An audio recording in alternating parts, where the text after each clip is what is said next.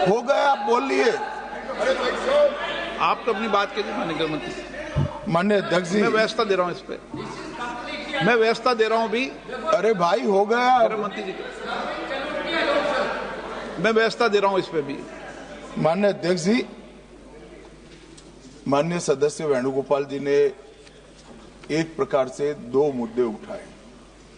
एक मुद्दा टेक्निकल है कि जो संविधान संशोधन होता है इसमें गण की आपूर्ति अलग होती है और जो कानून होता है उसमें गण की आपूर्ति अलग होती है। सदन के बहुमत के जो रूल्स है, जो नियम बने हैं वो अलग अलग हैं, इसलिए इस पर साथ में विचार नहीं हो सकता। और दूसरा कि जब डिबेट होती है तब संविधान संशोधन पर डिबेट अलग होना चाहिए और बिल पर अलग डिबेट होना चाहिए।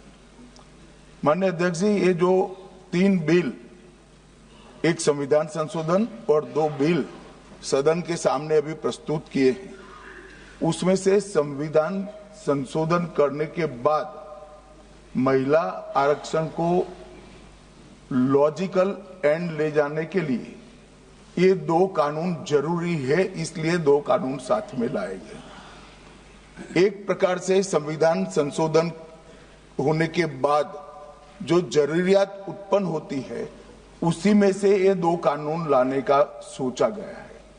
जहां तक उनका सवाल है कि बिल पारित करने में मत का विभाजन अलग अलग होता है, तो अभी हम चर्चा एक साथ में करें, क्योंकि एक कुल मिलाकर एट लेंथ में देखें तो एक ही विषय पर चर्चा होना है।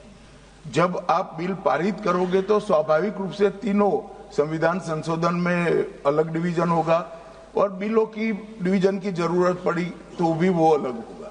तो इसमें किसी भी प्रकार के औचित्य का भंग नहीं है और कई बार ऐसा हो चुका है, कई बार ऐसा हो चुका है। जैसे नारी शक्ति वंदन अधिनियम में भी ये तीनों बिल एक साथ ही आए थे और इसी सदन ने उनकी सहमति से पास किया, मगर आज सुबह वो विरोध करने का तय कर आए मीटिंग में, इसलिए हर चीज में विरोध ही किए जा रहे हैं।